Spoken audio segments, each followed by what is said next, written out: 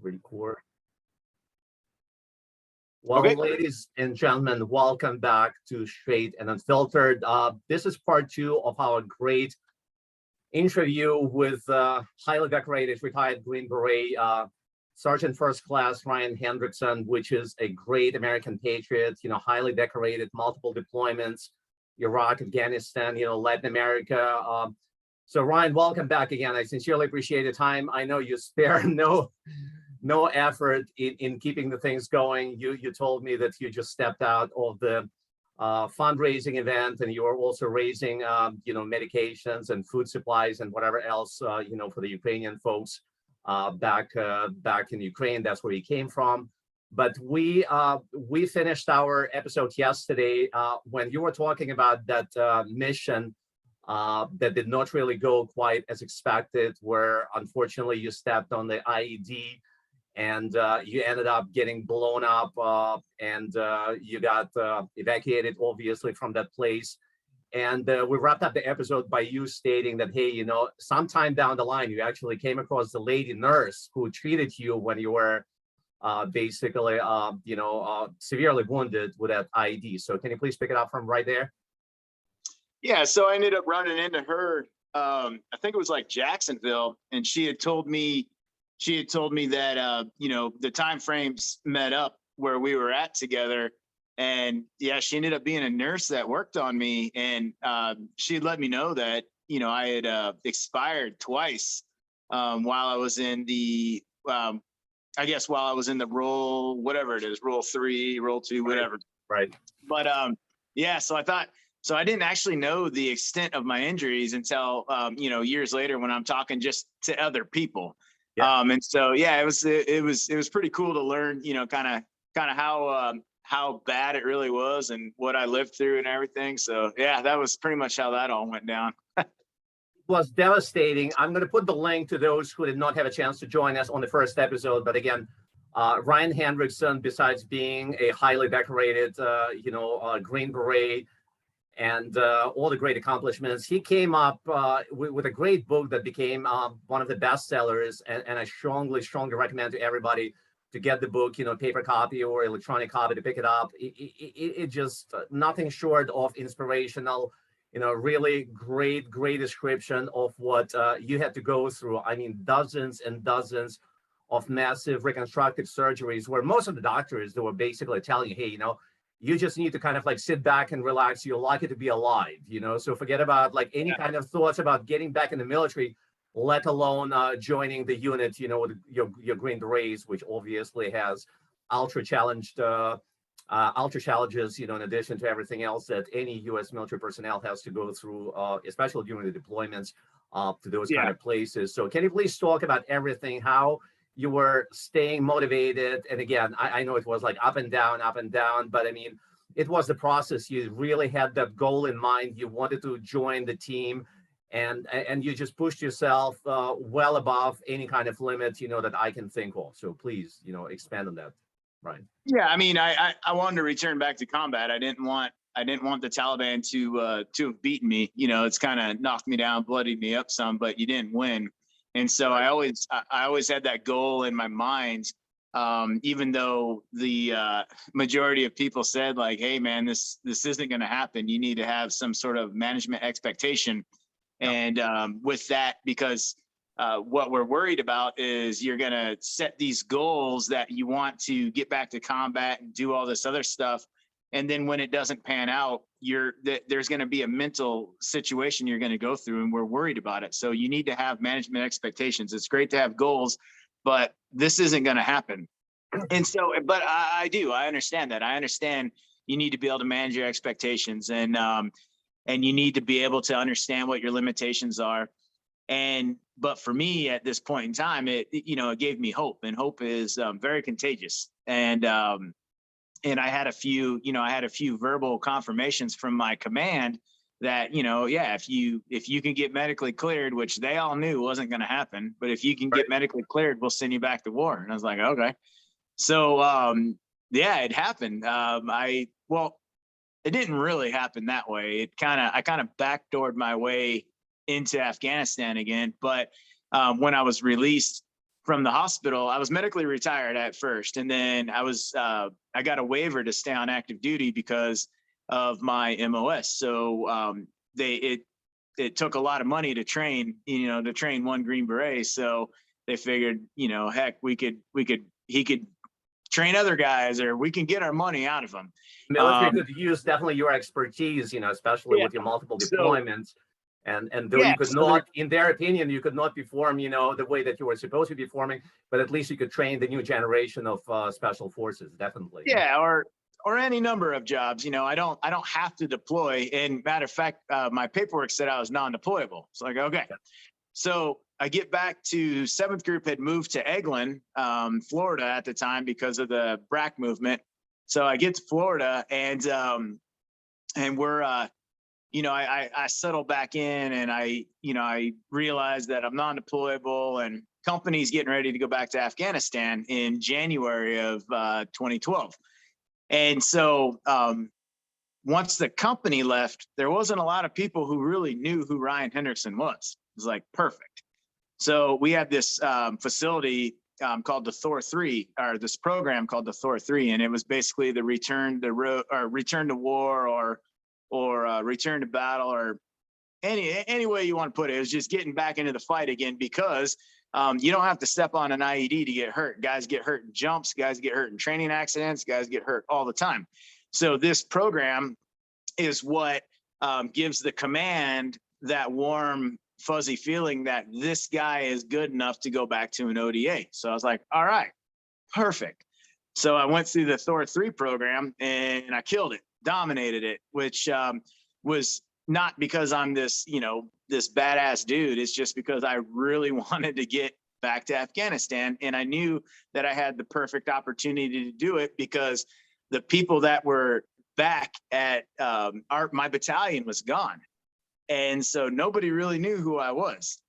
And so I got the approval through the Thor 3. It's like, yeah, you're good in our eyes. And then I went to the group surgeon and said, hey, here's the piece of paper. It says Thor 3 says I'm good. And he's like, yeah, I guess you're good to deploy. It's cool. So I went then to the our battalion, the rear detachment that stayed behind, didn't know who I was. And I basically said, hey, I'm in the battalion. I need to get over to Afghanistan. And, here's my paperwork and here's my waiver. And they're like, oh, okay, cool, man. Yeah, you're good to go. So I was on a flight back to Afghanistan in March 2012. And when I showed up there, you can imagine my command's surprise. It's like, oh, what are you doing here? They were so apprehensive. Yeah, are you up to the job? Yeah, are you going to be an asset to the team, or are you going to be a liability? So obviously the concerns that you're, And 2012 was it was a critical year. A lot of guys were getting hurt, and a lot of guys, we lost a lot of guys. A lot of guys got injured, and so I showed up and it's like, well, if you're here, you're gonna have to work. I was like, perfect. So I came back. So there was a team that was out in Panjwai district, Kandahar province, that needed an 18 Charlie. And so I just went from getting blown up and rehabbed and got myself good to go again, showed back up to Afghanistan. And now I'm heading out to the most IED'd area in all of Afghanistan in 2012. And that was Panjwai district.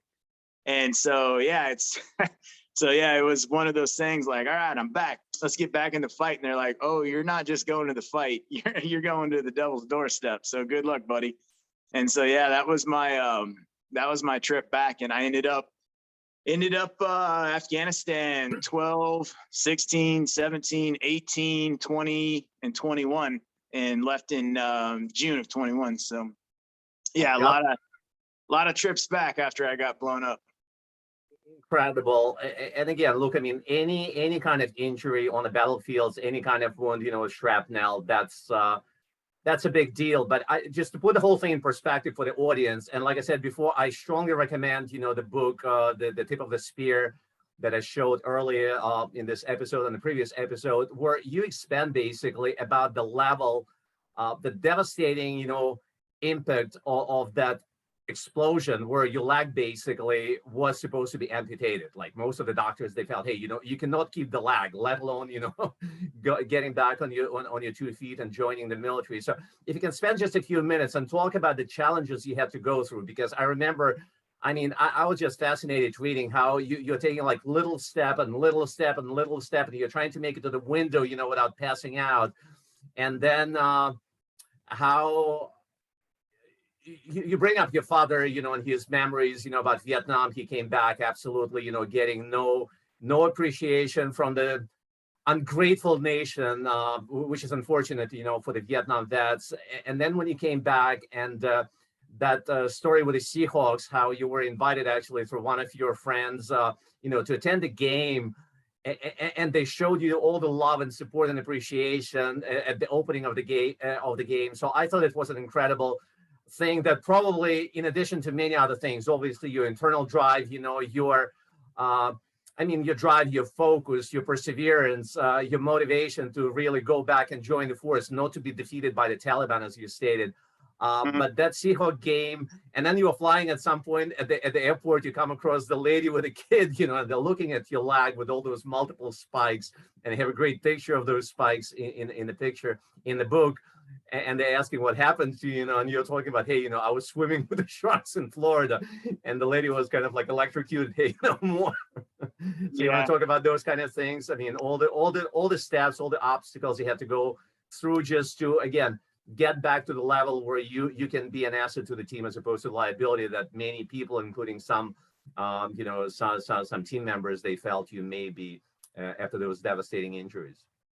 Yeah. So the mindset and getting back was the most important thing. And in the book, I write about it, but it's not this story of victory and how I'm able to pound my chest as this war hero and I overcame everything and had no adversity. It's the opposite. It's all the adversity that almost took me down that I didn't overcome it. I scratched and clawed and fight and then would get pulled back again and then scratch and claw and fight just to, and so basically, through my rehab, there was tons of pitfalls and mental minefields that I had to go through. And there were points and times when I just wanted to give up. And there was a couple times when, I actually thought about completely giving up and could have been one of the 22 a day very easily. But 22 a day, let me just interject. Most of Americans don't appreciate the fact that the veterans who went through all the nightmares, fighting on the battlefields of all those places where they've been deployed. Nowadays, the stats are 22 veterans a day committed suicide. The numbers are just devastating. It's beyond me how it's possible, but the number actually, when you add up those numbers, they're substantially higher than the number of people actually killed, in action, either in Afghanistan or in Iraq. The numbers are devastating. And one of the things, it's really, the society, Americans, that need to step up to the plate and show more love and respect and appreciation to the people, who kept us alive basically for years and years. It's not even the love, respect that they need to show. That's, I believe America has come so far from the Vietnam conflict. I do believe that that America and the military is doing a phenomenal job at certain aspects. The problem is our operational tempo is one that has never been seen before in the United States, where a guy, like myself, 8 deployments to Afghanistan, that sounds like a lot, but it's kind of normal if you've been in as long as I've been in. And so that's what America wasn't prepared for, is we're going to ask you to be this person for 20 whatever years. And we're fighting this war on terror. And this is who you need to be. Now we need you to flip the switch and we need you to automatically be this person. And we haven't figured out how to do that. It's not that's not it. It's very hard to do that, if not impossible. I don't want to say impossible because I don't know, but it's very hard to flip that switch and to turn that mentality off unless you've actually gone to the depths. And so my instance, I had some really, really dark times where if it wasn't for, some of the help that I got from my dad, and other family members, it could have been a very bad situation for me. And there's a lot of veterans that they feel alone, and they feel that no one is there and nobody understands. And so it's not necessarily that America needs to, love and respect and all that stuff. I think we're doing pretty good with that. I think we need to get better. We need to understand the mental, what we've asked these OIF and OEF soldiers, our service members, to do. We don't understand the mental, destruction that was caused by this. And a human being can only take so much, but you'll go to war and you'll come back, and maybe 6-8 months later, you're back to war, and then you come back, and then 9-10 months later, you're back to war. And so you're always at war. And we haven't quite figured out how to address that yet. And there's some issues that are coming up, because Afghanistan, the way that it ended, it hasn't fully sunk in yet. And once it does, and once we realize what actually happened in Afghanistan and how we left and everything like that, the mental health crisis is there right now, but we haven't even seen the beginning of it, in my opinion. And I also see this with our first responders, our police officers and stuff like that. The suicide rates are astronomical because they feel alone. They feel like people don't understand. And so, yes, we have a mental health crisis going on in this country that does need to be addressed. And I feel that the country is open to it. We just don't know, in my opinion, and I'm not a mental health worker. I don't have a degree in any of it. This is just my opinion alone. But I feel like we don't know how to address it. And veterans, police officers, first responders, we're all a tribe mentality. And so I do believe it begins with the tribe, and that tribe mentality. And people need to feel like they belong to something. They're a part of something. They have something that means something. Because a lot of veterans, their same story echoes throughout many first responders and everything else, is people don't understand. Well, you're right. People aren't going to understand because they weren't there. It's impossible to understand. And so you can't expect that. But then there's also some things that veterans are doing that is counteracting what they need as far as mental health treatment or to heal themselves. And that's they're forcing this this fact that the civilian world is not going to understand what you've been through. It's absolutely impossible. And so they're turning this into a mental health, I guess, prison for themselves, to where they start to isolate. And when you isolate, that's when it gets real dangerous, because when you feel like no one's understanding you, nobody's there for you, and you got nowhere to go, that's when it becomes really dangerous. And unfortunately, a lot of people, the statistics show a lot of people are going there. And now, how do we keep them out of that isolation? It's the tribe mentality, and in my opinion. But we could talk for hours on this, because I'm very opinionated when it comes to mental health. And I can't agree with you more. I mean, you really nailed it. Thank you so much for sharing those thoughts. Which brings me up to the next question, next topic I would like to cover, if you will, Ryan. So when many people would have done a fraction of, most of the people, I think, when they would have done a fraction of what you have done, those 22 plus years in service in the military, multiple decorations, again, devastating injury that you overcame. You went back, not just in the service, but with the Green Berets, multiple deployments to Afghanistan afterwards. They would be just coming back and sitting back on the couches, so to speak, enjoying their laurels. You instead, I mean, you're never, addressed, and you found the new crusade. And obviously it's devastating to see what has been happening in Ukraine for almost 90 days there. And again, this is the topic that's super near and dear to my heart. That's where I was born. That's where I grew up. That's where I spent a chunk of my life before coming to the US. But you felt that your expertise, your skills, your dedication, your faith, because you're obviously you're very strong on the Christian faith, which is remarkable. God bless. And you felt that you are in need to be there and offer your support, your skills, to the Ukrainian people. So you just came back. I mean, as a matter of fact, our very first interview was scheduled to be, when you were still deployed out there. But can you please talk about how you found about the channels, how you got there, how you hooked up with the local organization, which is YWAM, and we're going to post the link in the description at the end of this wonderful conversation. But can you please take us through the steps of you getting there and you spending almost 3 months out there amidst all those horrible events developing out there on a daily, on an hour by hour basis?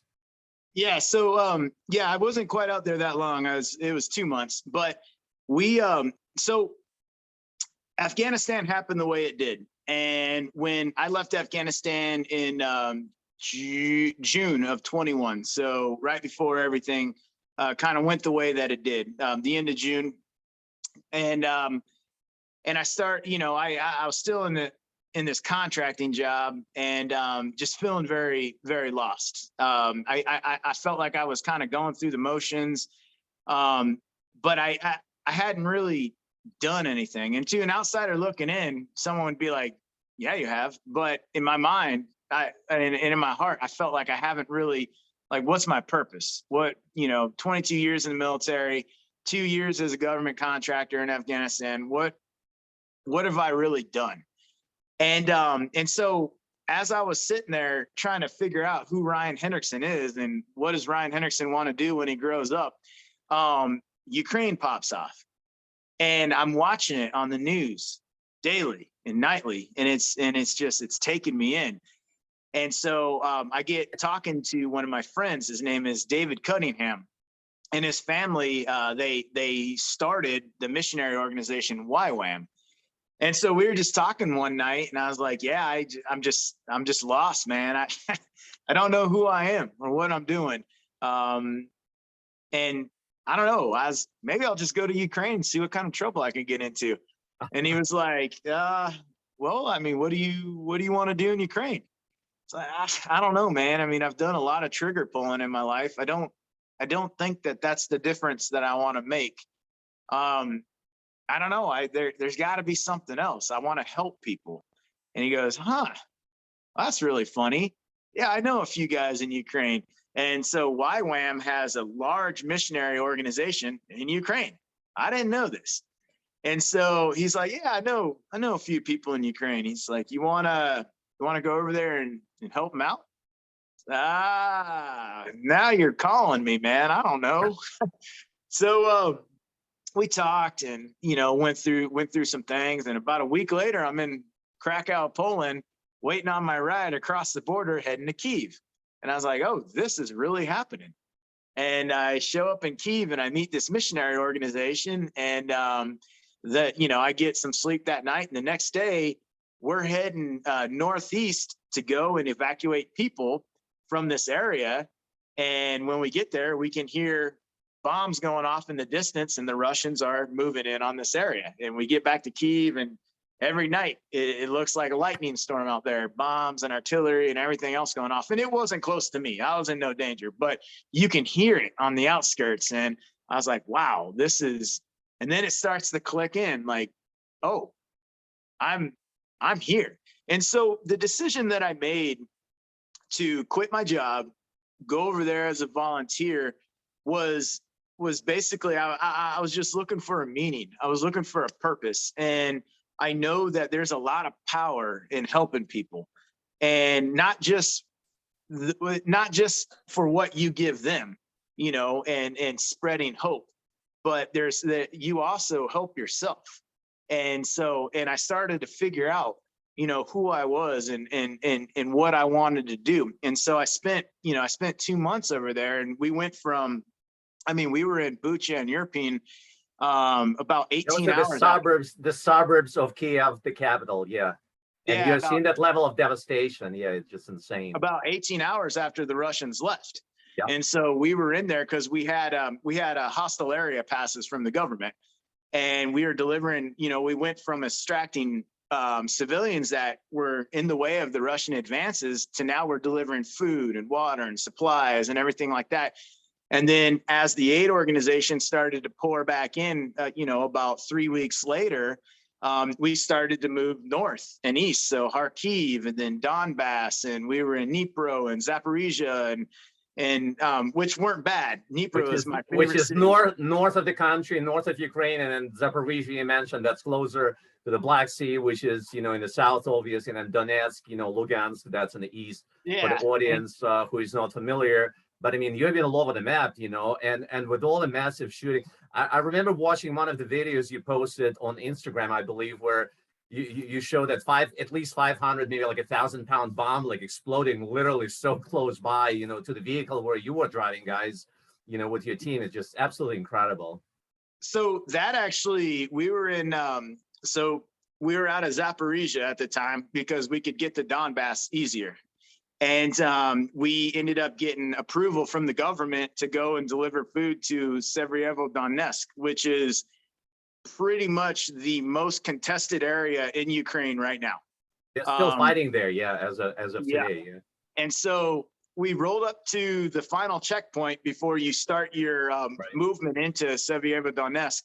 And we had driven past an oil refinery that had just been bombed. We watched the Russian jet hit it. Now, granted, for the audience, we were 30K away, but you could still see it. So the Russian jet flew map of the earth following the road because they probably through their intel, they knew that the refinery was on the right side of the road. Right. So we heard them fly over and then hit the refinery. And, it wasn't this loud, thunderous or anything like that, but it was kind of like, oh, okay, something just happened. We could overpressure a little bit. Explosion, you saw the fumes, coming out.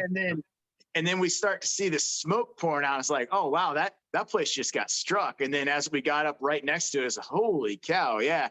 But we hit one of the checkpoints that was before we made our movement into Severodonetsk. And all of a sudden, the Russians start to bracket this area with artillery. And so these artillery rounds start coming in, and 2 artillery rounds hit about 300 meters from our vehicle. And that's when the Ukrainian guards were like, go, go, go, go, go. So we floored it out of there. And yeah, it shook the vehicle. It was a pretty good adrenaline rush. I mean, it wasn't too crazy, but yeah, it was a good adrenaline rush. And we got in, and the devastation in that city was just something. It was catastrophic. And then the people just start coming out of, nooks and crannies everywhere to get food and water and everything else. And we took some people out of there that, that needed to be evacuated. And, but yeah, that was the closest we got to the front lines. Right. We were always monkeying around within 5 to 10K of the front lines, but that was about a click away from the Russian lines right there. And we were delivering food and everything, but it was, yeah, what that did for me and the spiritual growth I had and the growth as a man, and also it helped me close the door on some of the stuff that happened in Afghanistan.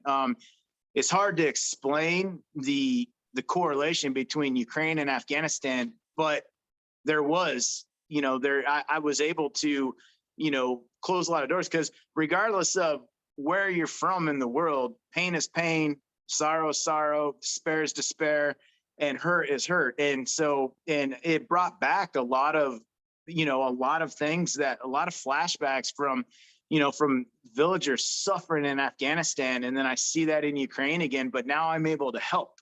And so it was a blessing for me to get over there and to be able to do that. And then coming back, I was actually able to see this new, well, it's not new, but I'm able to see how I can use my military experience for humanitarian good, to where, I want to create this demining organization that we can go back over, because right now, as the Russians are leaving, now the kids and the villagers are starting to get out and about again. They're not locked in their potato cellars or basements anymore.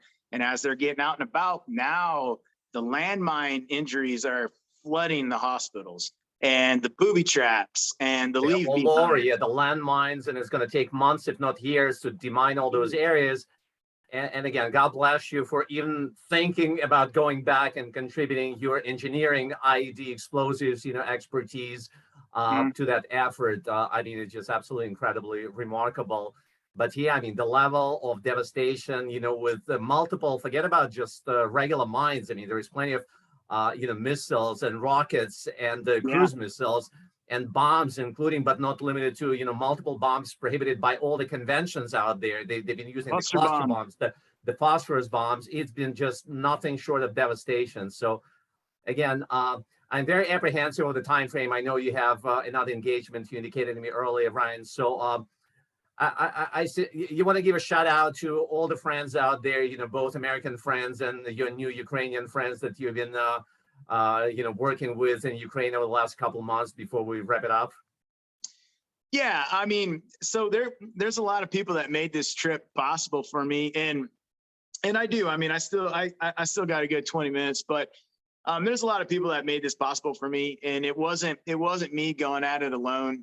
Dave Cunningham with YWAM, it was just amazing how it worked out, and it is. I mean, God has a timetable, and things. If you look at what God is, what He's asking you to do, or the opportunities He opens up to you, then some really amazing stuff could actually happen. It's mind blowing. I'm still learning every day, but yeah, and then just this new Ukrainian family I have, with YWAM, and then the soldiers that I now call brothers and everything like that. It was absolutely amazing, and I definitely look forward to getting back over there and actually using my expertise to hopefully make a difference. And that would be with the demining and clearing these areas so Ukrainian civilians can get back to some semblance of life again,